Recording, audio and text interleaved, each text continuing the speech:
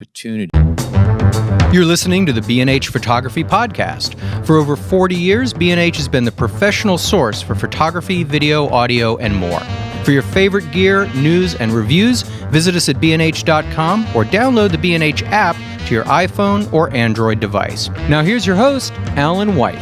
Greetings and welcome to the B&H Photography Podcast. Did you know that subscribing to our show is the best way to support our show if you're already a subscriber?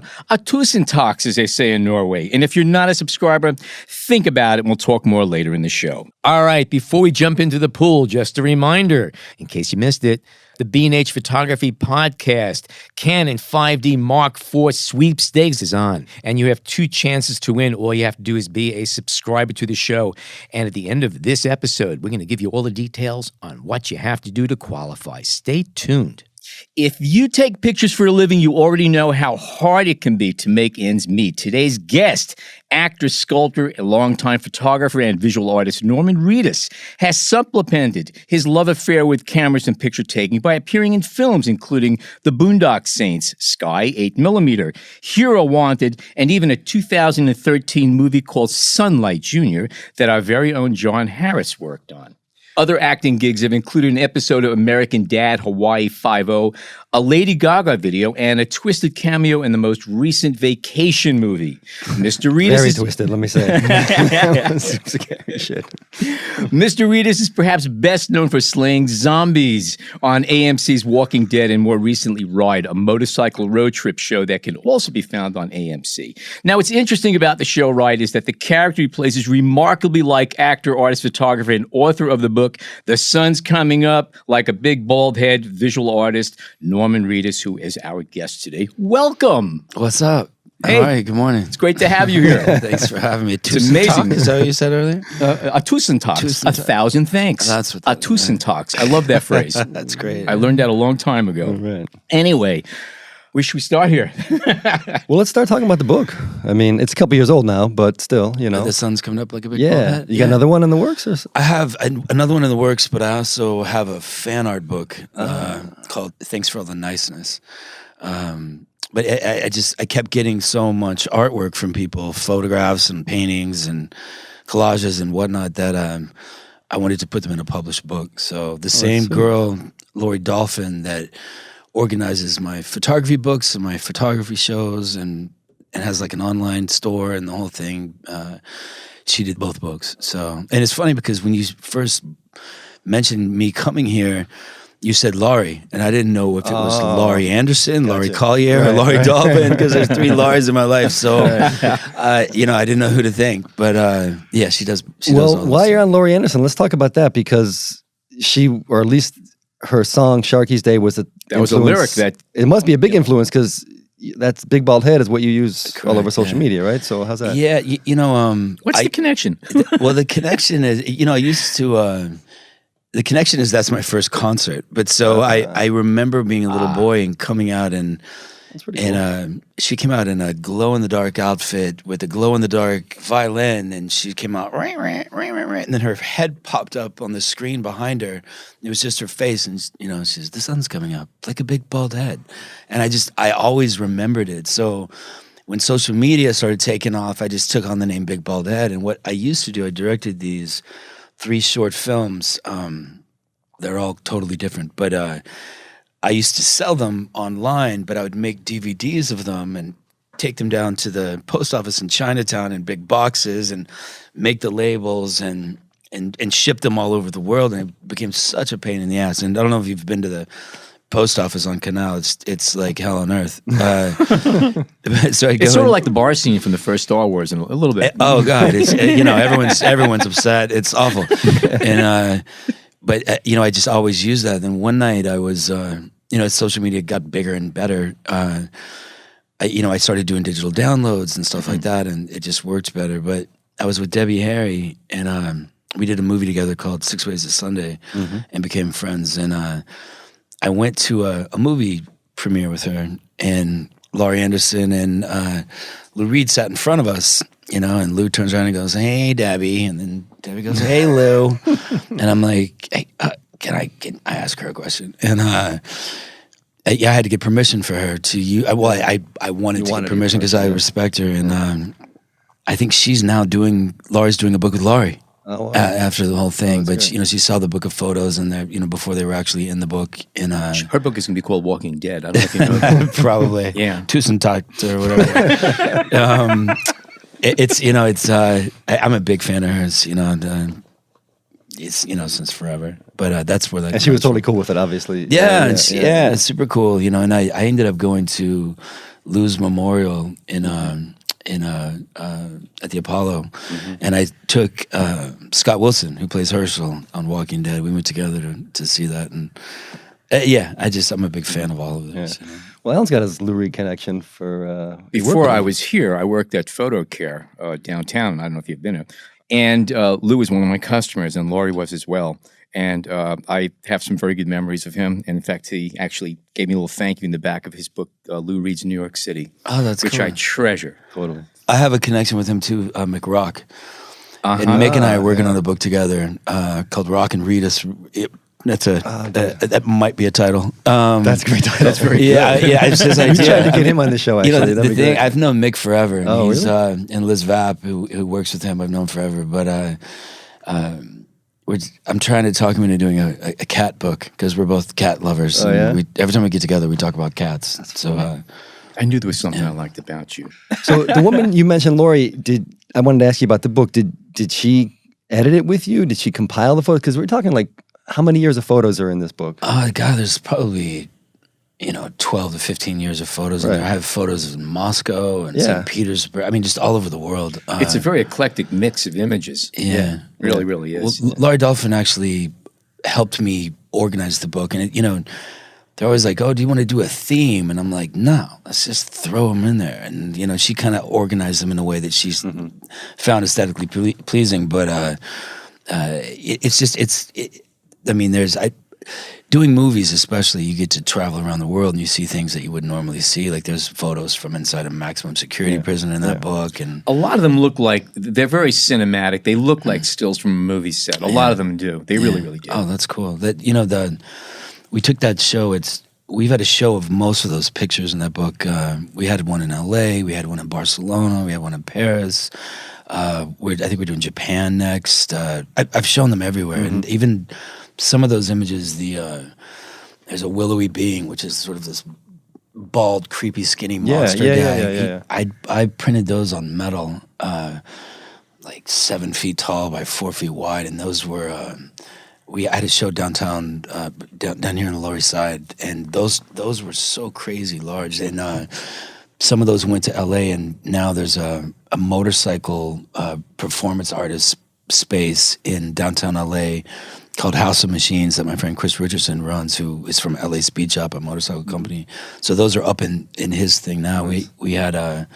We were in a live auction at Sotheby's. I saw that. Yeah. So do you go back and, you go back to these images and you deal with them, you print them maybe different, you look at them, do you look through the book? And I don't really look through I kind of have them in folders in my brain. Where's what, but I mix them up sometimes, and sometimes when you print them in certain ways, it works with whatever the room's working with. If you're doing like a group show or something, but which ones get the most attention? Is it the Russian ones and some the prison one seems to get that one prison one with the green background? Yeah. That's nuts. I was shooting a movie there with Andrei Konchalovsky, and we literally, it was like cavity checks going to work every day. It was like in the sub basement of this prison you never want to get put in, and so this was an active prison while you were there. Oh yeah. And I was sitting, down, and it smelled crazy, but I was down there, and we shouldn't ask you to describe crazy. I imagine that could be pretty colorful. It was gnarly, but the guard for the prison was like banging his stick at these prisoners around there because they kept trying to peek around the corner and see us filming.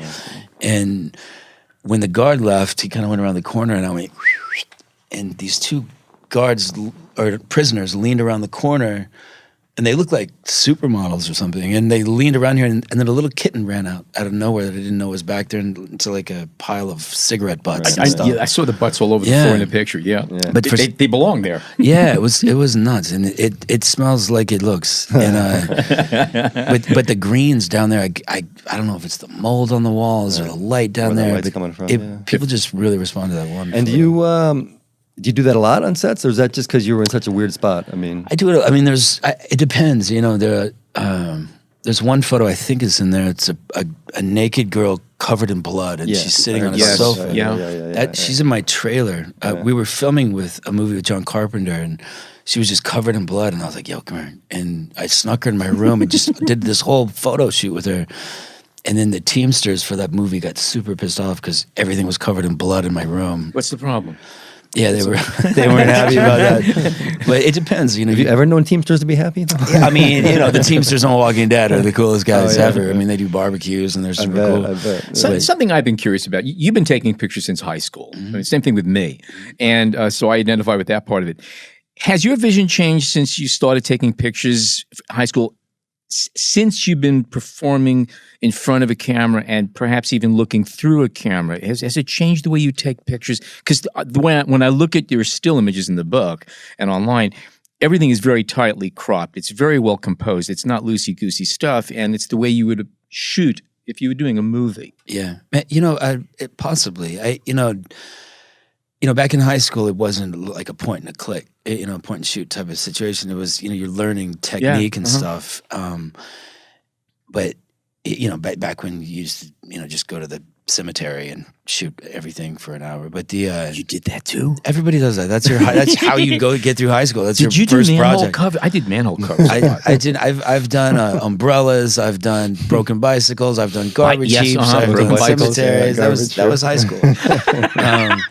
I think there's a book here. Yeah, right. Yeah, I mean, you know, funny enough, like years later, I used to do sculptures with rock and metal and wood and all this stuff, and a lot of my materials were found in garbage heaps and dumpsters. But taking the photo, maybe, you know, I think, you know, I've directed a couple of short films. I've directed a lot of music videos, and you know, same when you're acting. When you're acting, it's a whole lot of setup for like for a moment. So I think sometimes now I can sense a moment a little quicker. You know. You know But what I mean? is the photos you do, they're more, I'm getting the sense you're more of an observer. You're not doing, other than maybe that girl in the trailer, you're not doing too much setup. I really don't. I mean, I like Joel Peter Wickett and you know, photographers that do that stuff. And I've attempted that, but I'm ADD. But is that different from your sculpture and your other work, or you know, it's kind of you?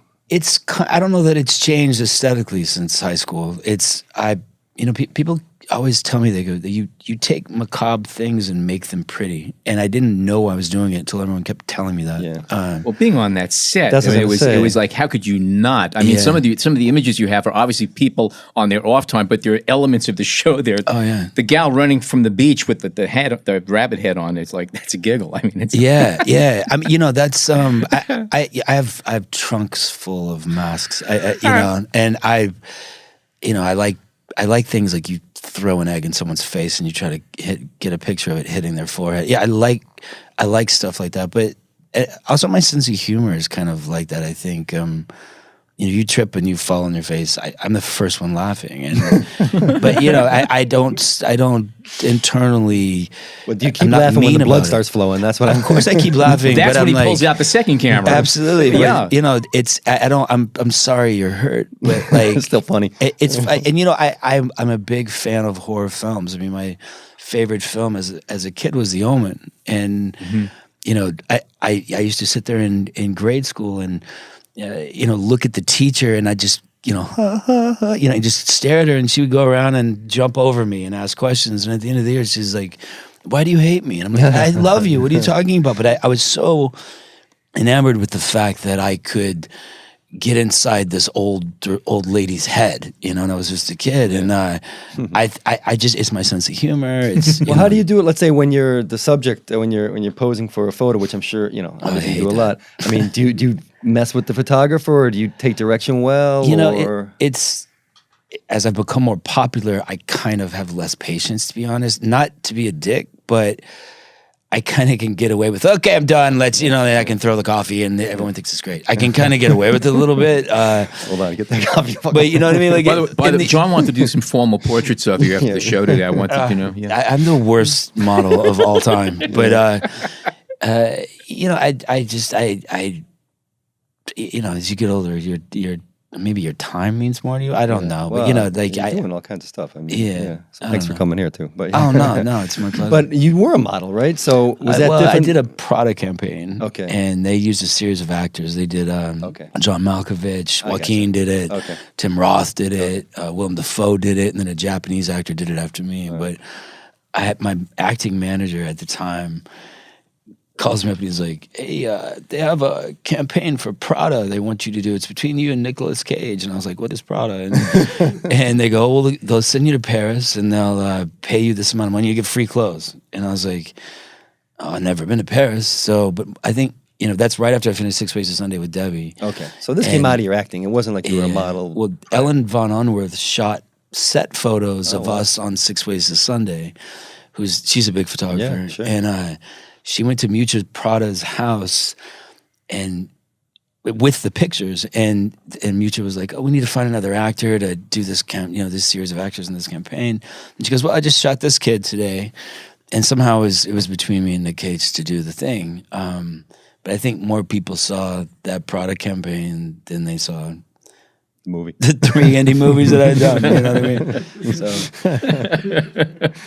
mean? So really, like, you didn't take too much. I mean, it wasn't like you were a model first and you had to learn from that way. It came from the acting. And, I can't sit still really long. And I drink beer and I'm short. I have a question for you. You talk about, I was going over some of the things you've been talking about, photography, and you made a reference between playing guitar and whatever guitar feels best in your hands, and that's how you deal with cameras. And I get that. I always tell people, they all take great pictures. What feels best in your hands? You bounce around cameras a lot. Yeah. And is it equally distributed between film and digital? I know you obviously start with film because some of your pictures are Tri-X all the way, and I love them. Yeah. Do you still bounce back and forth? Is it? I do. It's not only that.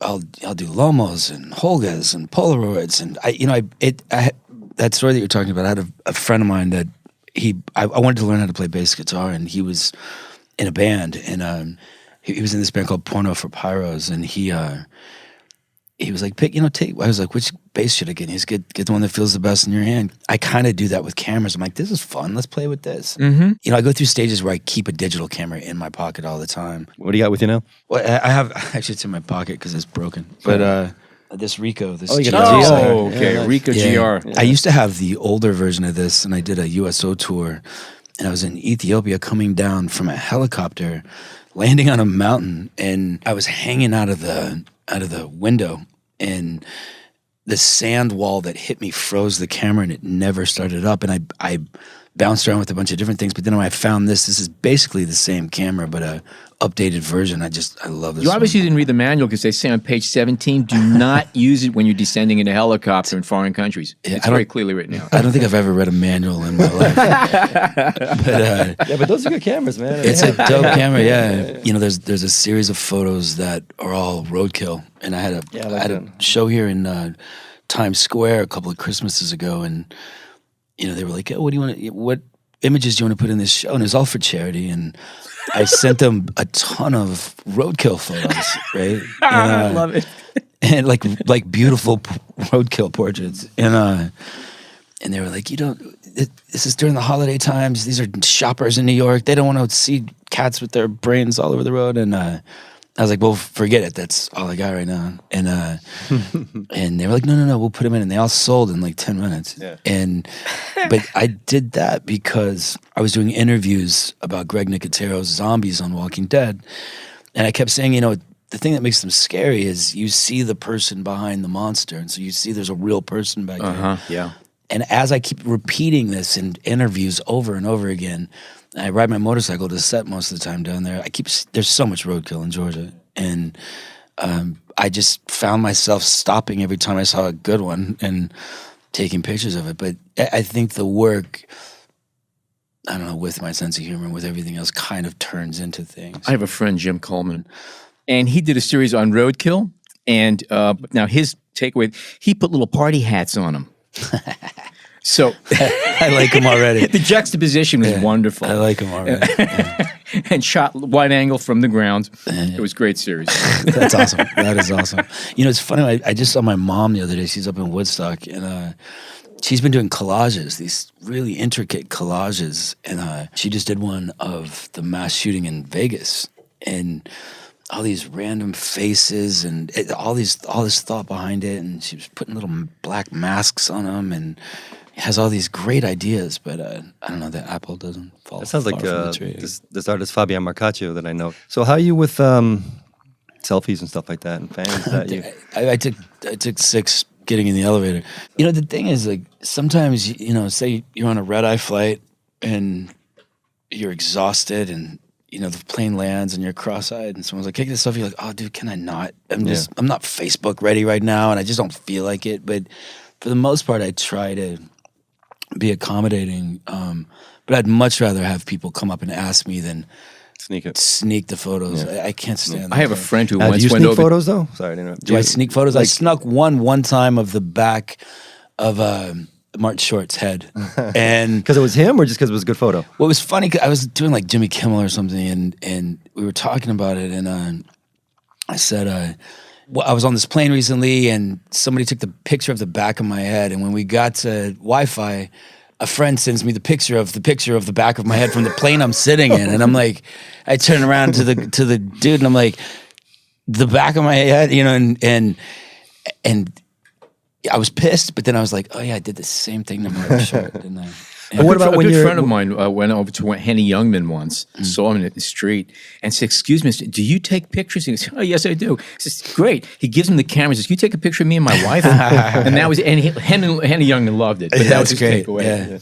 Yeah. but in terms of like the photos you're calling, you know, your art photos and the stuff you're doing, do you prefer to be not seen when you're doing it and take that attitude, like the fly on the wall? Yeah, that's the best way to do that. I used to do mostly sculptures and stuff like that, and I started traveling more, and I started taking more pictures because it just worked with traveling and so forth. And it's nice in the country where no one's around, and I took a bunch in Berlin, just walking around anonymously. I like that vibe. Is that getting harder to do, walk around anonymously? Absolutely. You know, if you just want to go around and take pictures, sometimes you really got to be in a certain headspace. That could be difficult if people keep coming over to you. Yeah, totally. You know, I had a friend of mine, Michael Muller, who was a great photographer, and besides doing like every action movie poster that you've ever seen, he has been doing all these things with sharks for years, and he built the largest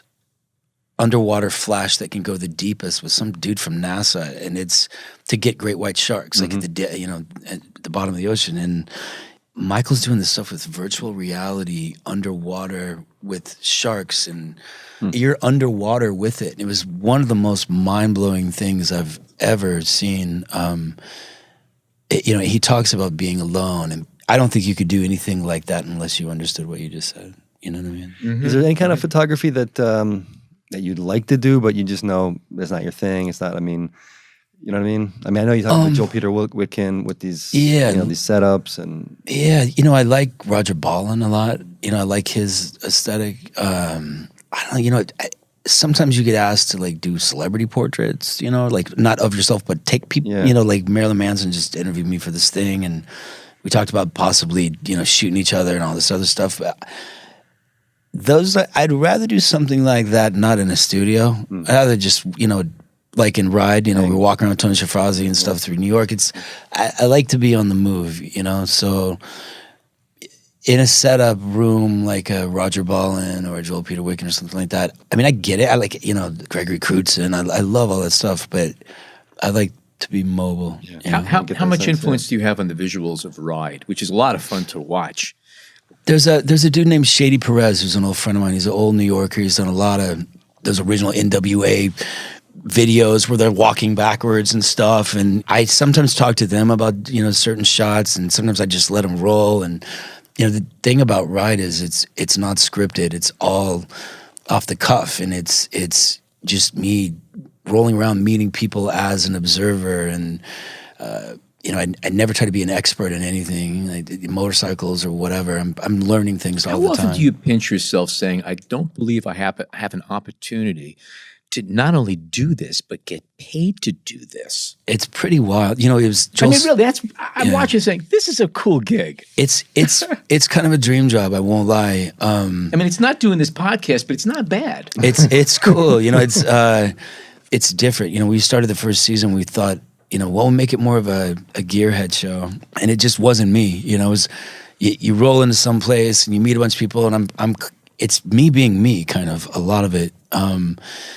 Which is scary too. Like, when they said, they trust me with this. Oh, dude, I'm a total idiot. And I'm like, let's make a show, So, was this your idea, or did somebody approach you about this? It wasn't. It was one of the vice presidents of AMC, Joel Stillerman, who's now at Hulu. He was the first person that approached me about it. I don't know where the idea came from, or if it was his original idea, but he originally came to me and told me about it. And he was like, you ride motorcycles every day, and I had an idea for a show, and I was like, yes. Because I'm a huge Anthony Bourdain fan, and I'm a big Howard Stern fan, and he's got that interview thing down, and it seemed like a fun thing to do. And after you've been making movies and television shows, I was like, doing something unscripted would be great. Wonderfully organic. Yeah, it really is. Yeah, as an interviewer, I was thinking about it last night. Some of the conversation with Chappelle. Oh yeah, you got some stuff out, and you were open about some of your stuff too. So it was good. It's not pretentious. Also, it doesn't. There were some of these shows you're watching, you're going, "Oh, come on, get off it." This was fun to watch. You really felt you're just hanging out with people. Yeah, and that, like you were saying, do you have any influence over the photography of the show? Not so much. I have more influence over like, no, let's stop over here and just have a cigarette and let's chat. Because I can sometimes feel when it's coming on and when it's good to do that, and when it's better just to ride by and point at things, or to stop, or whatever. So I can kind of feel it. Like when we were in Barcelona, me and Jeffrey Dean Morgan. We were kind. They want to get certain footage of buildings and so forth. So you end up making like circles with a caravan of cars and camera trucks. And I was like, this is boring, and the sun's going down, and so we see these little kids playing soccer in an alley. I say on the headset, I'm like, yo, follow me, I'm pulling off. And, what are they going to do? They have to follow me, right? So we pull over, and I start playing soccer with these little kids, with Jeffrey, and we're like, hey, where do we buy fireworks? And the kid's like, follow me. We like sneak through these alleys, and we go in this little place and buy fireworks. And they have to follow me, so I kind of can influence where we're headed. But what about on the editing? Are you a little bit? Yeah. Sometimes I don't like to see myself so much, but you say, hey, keep that sequence in because I liked it. Yeah, totally. Or we're kind of all on the same page on that show, so they can see it too. When they first came to me at the show, they were like, oh, we want to call it a ride with Norman Reedus. And I'm like, can we just call it a ride? Do you have to put my name in the title? And they were like, yes, and I was like, okay, Jesus, well, let's do that. But can you make the font on my name a little smaller? And then they were like, oh yeah, we get, a hair and a makeup person. I'm like, I don't want a hair and a makeup person. I want to take off my head and have helmet hair. I want to keep it as real as possible. And, when I'm dirty, I'll be dirty. And, I'm a dude. I'm on a show where I'm filthy all the time. And it's heaven on earth. I love it. No, well, you feel that. Listening to the episodes I saw. Yeah. That's good. And what about you guys putting cameras on bikes? Are you guys going that level? Or, you ever shoot while you're riding? Yeah, I do. All the time. Yeah. I FaceTime people on a motorcycle. Don't try this at home, folks. This is just a suggestion. Yeah. Sometimes we shoot drones. Sometimes we shoot out of the back of a van. Sometimes we shoot. My stunt guy, he's Tom Cruise's stunt guy, and he's just sick on a motorcycle. But Shady, that friend of mine, sometimes he'll ride backwards. He'll sit backwards, facing the back, strapped to the guy riding the motorcycle facing the other direction, and he'll lean down with cameras like down by the road, like just drag them on the ground as we're flying down the freeway. And how many people are with you on this production? We have about, I want to say about 12 probably. And I'm always like, Ewan McGregor went around the world with 4 people. Why do we need a dozen people to go 5 blocks? But it's there's a security thing. Oh, and, sure. There's all of that. Yeah. Do you get permits? Yeah, we do. You know, it's funny too because we did a New York episode and Shady wanted to shoot on the Brooklyn Bridge, and I'm like, you know, and they're like, we can't get a permit to shoot on the bridge, and Shady's like, I would do it all the time, and I'm like, dude, this is not a GoPro attached to your forehead. Like this is a camera crew. Like we can't sneak this, you know, and you know, especially with the times where you need a permit to do everything, and yeah, we get permits for everything. Okay. We really do. And are you shooting, like, say, I saw you and Dave Chappelle were, you know, on St. Helena Island, and you guys both had cell phones out at one point, and you were shooting. Is that kind of with what you're at now with cell phones in that situation? Or are you thinking, because you're traveling, I have a camera great too. locations, Yeah, you got, I usually got one of these in my pocket, but then you got the camera, and it's just, you know, it's kind of fun, like both ways, but that's not something I put in a show or anything. But, you know, the thing with Dave is I first met Dave, he came to a premiere of Walking Dead, and he was like 10 minutes late and they wouldn't let him in. So I saw him at the after party and he was jacked, right? And I'm like, whoa, you're jacked. And he was like, yeah, you know, we started hanging out, and he's super cool, and he's a you know, really, really, really smart dude. And I'm walking through Soho and I hear this, yo, Norman. And I look over and there's a dude across the street and he holds his hands up. He goes, it's Dave Chappelle. And I was like, what's up? from and the Dave Chappelle show. Yeah, and he goes, what's up? You know, and the crowd starts forming, and he's like, I want to be on your motorcycle show. I called AMC and they didn't call me back. And I was like, what? And I was like, it's happening. And then so when we organized it, you know, the thing about Dave is he's so bright and he's really into bikes, but he will talk to you. Like he's not, I mean, he's always on, but that's just his personality. Like we went to, ended up in Savannah and went into a good old bar / comedy place, and he was the guest that came on last, and we didn't tell anybody. The place freaked out, and they were, you know, they had been drinking there, and you know, he came out and made a Trump joke, and then, you know, got some reactions, and he ended up turning that whole place into like a hippie love fest in about 45 minutes. And you're sitting there, you're like, that's not just talent, like that's a gift. You know, he's that guy. You know, he's super cool. Have you ever had anybody who, like, contact you, say they want to be on your show and they don't know how to ride a bike? You know, I find that a lot of, especially like LA musicians. You know, the bit of like, yeah, I ride bikes, and yeah, and then it comes like crunch time, and they're like, hey, how much do I really ride the bike on the show? And I'm like, we're going like 300 miles, and they're like, yeah, you know, it's been in my garage for like 4 years. It's just sitting there. And I'm like, you don't really ride. And they're like, well, yeah, I can ride. I'm like, okay. You know, and especially the first season, because it was more of a gearhead type situation. And, you know, with the second season, you know, we're kind of made it more of an open dialogue. And, you know, we go to Linda Ramone's house, and she doesn't ride, but we go to her house, talk about, you know, the Ramones and her life. And, you know, so I'm trying to get Cher this year. Just like really cool people. Like that's my dream. I want to ride with Cher. Yeah. And you got to make the calls yourself, or do you have the producers do it, or a little bit of both? A lot of it comes through me, you know, or friends of mine. You know, a lot of it. Well, you're talking gear. You're saying gearhead about bikes, but gearhead cameras. What are some other stuff you shot over the years? I mean, do you like DSLRs? Do you like big cameras? Or you just avoid them because? No, I do. I do.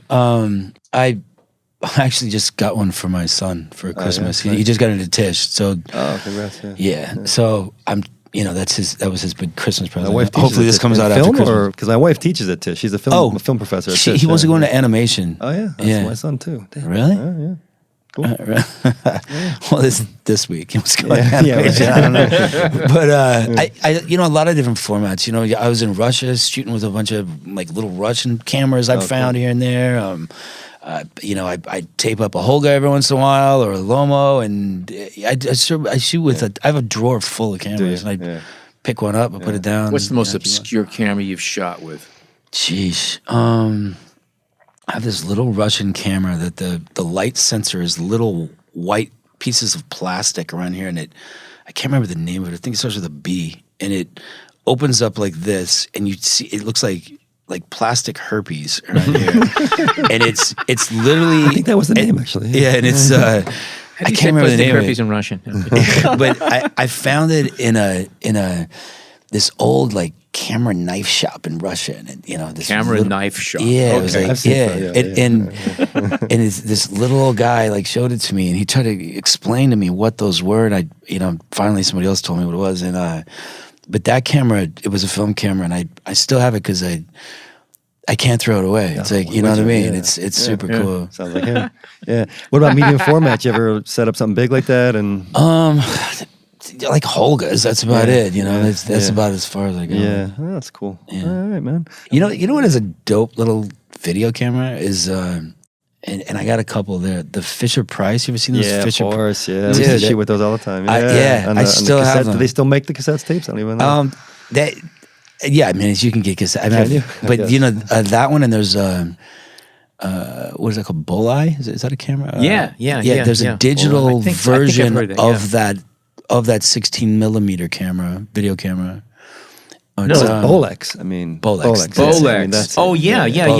Yeah. I shot a music video on that, and that's a cool little video camera. I got one of those from the World War II era, and I'm not a collector, but actually I traded a baseball glove for it, if you can believe it, back in the day, and still have it in my closet. It is, they can withstand anything. I mean, they're made for war, at least the one I have, 16 millimeter metal. I just want to know how you came over here. I really love to have that camera. Would you like my baseball glove? I had a nice glove that I used back when I played ball. I got this with me. Yeah, I don't know why the guy wanted it. He wasn't much of a player.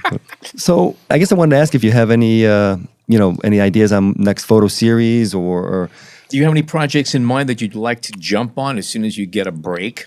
Yeah, I mean, there's some films I like to direct from scripts I've written with friends and that kind of thing.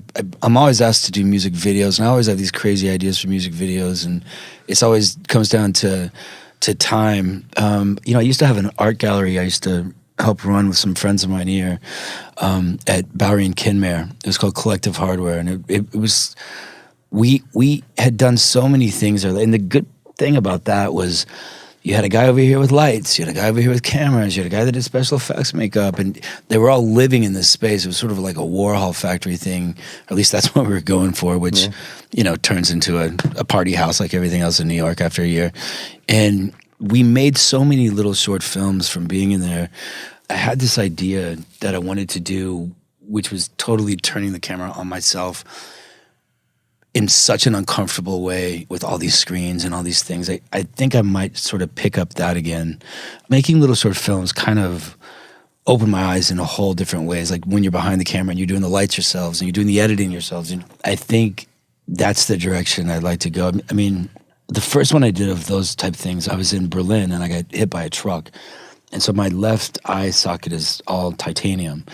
But while I was in the hospital, I looked like hamburger, and I was like, how am I ever going to act again? Like, it's done, And I just read this article about Miles Davis and how he used to just mess with people all the time. And I had a director in Germany bring me those little green army men, and I wrote this script about being inside the head of Miles Davis. So I'd have these little army men all over the floor of my hospital while my face was like 3 times bigger than usual and purple with a bandage on it, and I'm in a nightgown, and I'm like walking around the room of the hospital floor, and I'm putting little army men all over the floor. And the security tape from that would make a wonderful feature.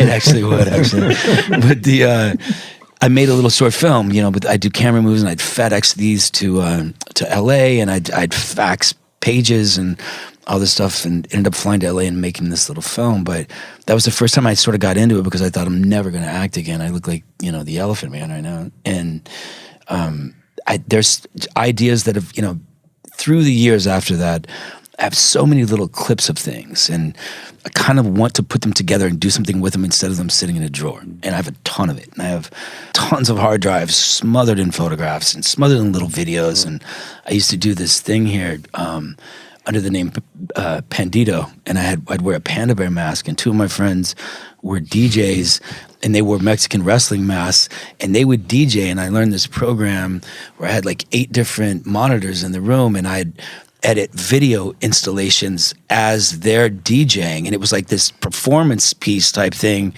And we did that for a while, and I ended up just with so much footage. And when I have breaks and I come home for Christmas and stuff like that, Laurie's like, send me these new things for this new book. And, one of the books is a ride book. We want to do things like on the journey without giving it away that it's a ride book.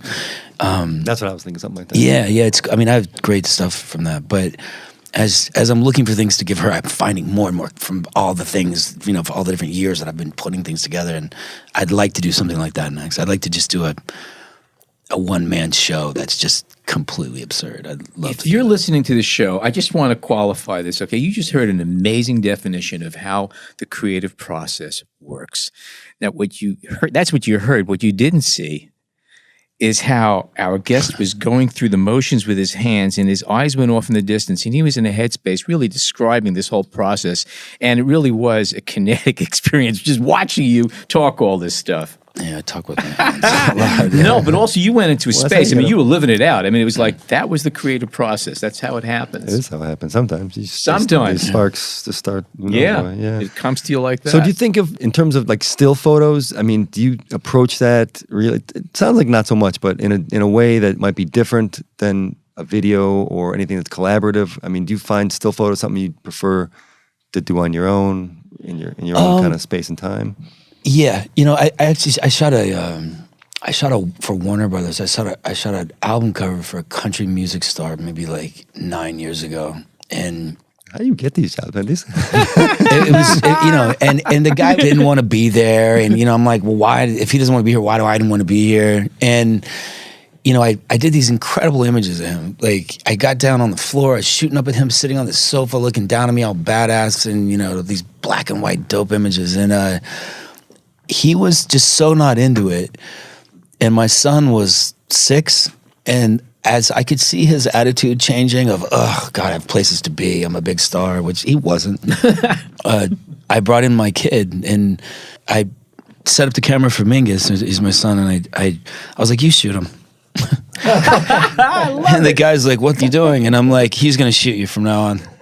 And he took some amazing. He was like on the floor with his tongue out, and he's shooting this country star, and everyone's looking around like, "Is this happening?" And I'm like, "Yeah, he's shooting you from now on." And all these people standing around looking at me, and to do this wasn't really my thing. I'm a lone wolf with the camera. That's more fun. Yeah, than, that's kind of what I'm doing. You know what I'm saying? Yeah. All right, man. I heard you did a video game for Kojima, is that right? Hideo Kojima, yeah. That's something that's coming That up guy soon? is mind-blowing. Yeah. Hideo Kojima is like another level. Yeah. I just, whatever he wants to do, I'm down. I'll do it, yeah. Oh, Yeah. We premiered this, I guess, the 3rd trailer. There's one with Mads Mikkelsen, one with Guillermo del Toro. The first one with me naked on the beach holding a baby, and then this one, there's a baby in my belly. I mean, it's like, it's a prequel. Yeah, a prequel. Possibly. But he's, I don't know. I know what the game's about to a certain extent.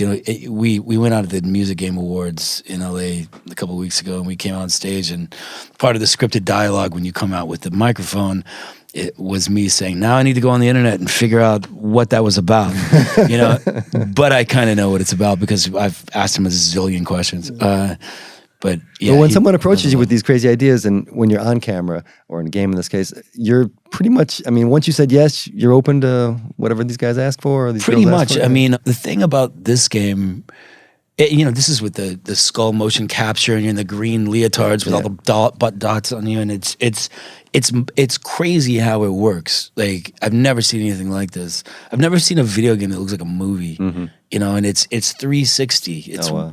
It's all around you looking like that, and the concept is so mind blowing because it's not like kill everybody and win the game. It's a connecting thing. It's like the opposite, and it's so ahead of its time. And there's elements of social media in it, and it's the idea is that you've so many games and so many parts of millennial culture, I guess, is being alone in a room.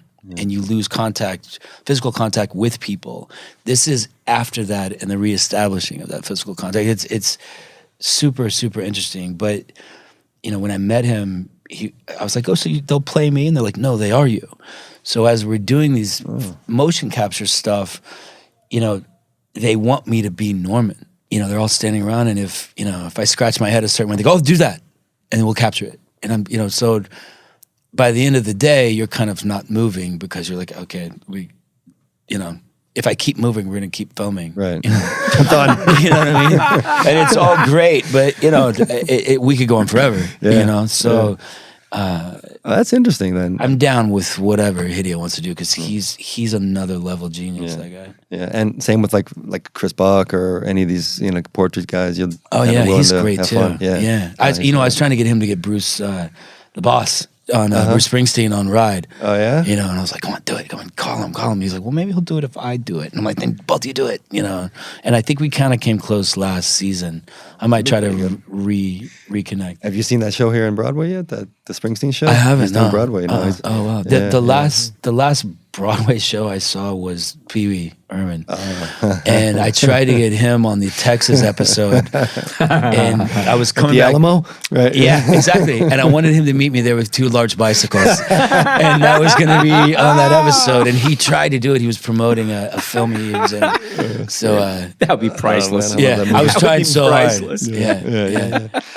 So last thing about the book, I looked on Amazon last week. We're talking about the sun's coming up like a big bald head. $10,000. That was the going price on Amazon for a copy of your book. Wait, what? $10,000 On what? on Amazon for a big bald head. Are you kidding me? Yeah, That guy's yeah. crazy, Yeah, dude. yeah, I'll give it to you for 50. Email me. Well, I don't know about this guy, but profits were going to Oxfam, right? Oh, which yeah. is something then, to mention. Then that's Yeah, good. Pay the yeah. guy. Oxfam was also the charity that we did all the roadkill for in Times Square. Oh, good. Okay. We do a lot. with Good stuff. Oxfam. All right. Norman Reedus, it's been a pleasure having you here on our show today. my pleasure. Thanks so much. We called for security. They're going to make sure that there's going to be a way for you to get out of the building without getting swamped. There's no helicopter on the roof. Actually, it's a quadcopter. A whole bunch of quadcopters from the store. Again, thank you so much for appearing with us today. And for those of you who are listeners, the sweepstakes is on. Here's what you got to do. It's real easy. If you are a subscriber, you are halfway there. If you're not a subscriber to our podcast, here's what you have to do. Go to Apple Podcasts, iTunes, Google Play, Stitcher, or any of your favorite podcast apps and subscribe. It is free. It is painless. And you're guaranteed not to miss a single one of our shows. Once you do that, once you are a subscriber, you could enter not once but twice. Once on Twitter and once on Facebook. To enter on Twitter, tweet us a screenshot showing that you're a subscriber to the podcast with the hashtag BHPhotoPodcast. To enter on Facebook, go to the B&H Photo Facebook page and post a comment on the sweepstakes announcement post with your favorite B&H photography episode for another chance to win. So that's 2 chances to win 2 cameras. And again, the 2 cameras are the grand prize, a Canon EOS 5D Mark IV with a 50mm EF f1.8 STM lens. Second prize, and not that second is shabby, is a Canon EOS 80D with a Canon EF 50mm f1.8 STM lens. 2 great cameras, 2 neat 50s to go along with them, and they could be yours, and you have 2 chances. Again, subscribe, go to Twitter, go to Facebook page, sign on, and why are you still listening to me? Go do it now. These cameras can be yours.